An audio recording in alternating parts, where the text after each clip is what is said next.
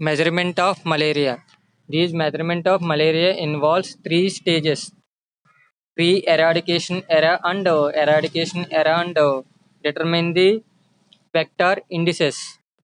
In pre-eradication era, determine the spleen rate and average spleen enlarged rate and parasitic rate and parasite density index. Infant parasite rate and proportional case rate can be used for determination of malaria by using pre-eradication era. Spleen rate means it is the average, it is the percentage of 2 to 10 years infants showing spleen enlargement. The average enlarged spleen is defined as average size of persons having enlargement of spleen. Next one, parasite rate means it is a percentage of children 2 to 10 years showing malaria parasite in blood films. Next one, parasite density index means average degree of parasitemia in a sample of well defined group of population. Infant parasite rate means percentage of infants below age of 1 year showing malaria parasite in blood films. For the infant, parasite rate is 0 for continuous 3 years. Malaria reoccurring or transmission is reducing. Next one, proportional case rate means percentage number of cases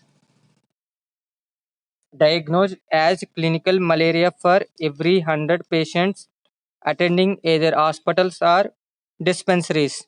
These are the measurement of malaria pre-eradication era. In coming to eradication era, using annual parasite incidence, annual blood examination rate, annual falciparum incidence, and slide positivity rate and slide falciparum rate can be determined. So annual parasite incidence means it is the number of confirmed cases during the particular year divided by population under surveillance into 1000. This is most commonly used for measure the malaria incidence in a particular community. Next one, annual blood examination rate is determined by using following formula. Annual blood examination rate is equal to number of slides examined by population into 100. This annual blood examination gives the efficiency of operation control programs. It is most commonly affecting depending on annual blood sampling collection and examination data. Next one, slide positivity rate and slide plasmarum rate are useful parameters for determine the malaria transmission. Slide positivity rate is defined as percentage of slides found positive for malaria parasite. Slide falciparum rate means it is the percentage of slides positive for falciparum parasite. These are the measurement of malaria after eradication era. Next one,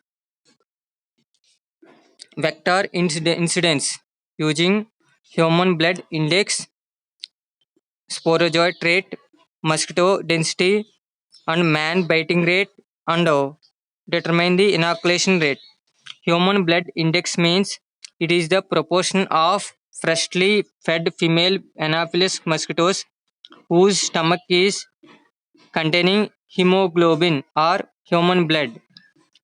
Sporozoite rate means percentage of female Anopheles mosquitoes with sporozoites in salivary glands. Mosquito density means the number of mosquitoes per man hour catch. Man biting rate means average incidence of Anopheles mosquito biting per day per person. Inoculation rate means inoculation rate is mosquito biting rate is multiplied with sporozoite rate gives inoculation rate. These are the vector incidence for measurement of malaria.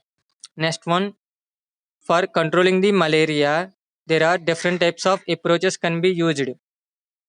First one is surveillance and determine the case management by identify the case and detection of malaria and giving proper treatment and undergoes sentinel surveillance for avoiding any or missing any positive cases of malaria. The next one is integrated vector management by using indoor residual sprays, using insecticide treated bed nets or insecticide long acting insecticide nets, and also using anti larval measures and epidemic preparedness and early responses, and supportive interventions includes capacity buildings, behavioral change, intersectoral collaboration and monitoring and evaluation, operational research and applied field research. By early diagnosis and treatment main aim to complete the cure of malaria and also prevents the transmission and progression of malaria to the persons who are affected with complications, and also prevents the deaths caused by the malaria, and block the or prevents the transmission of malaria, and minimize the risk of spreading of malaria parasite to the healthy persons. These are the approaches for control of malaria.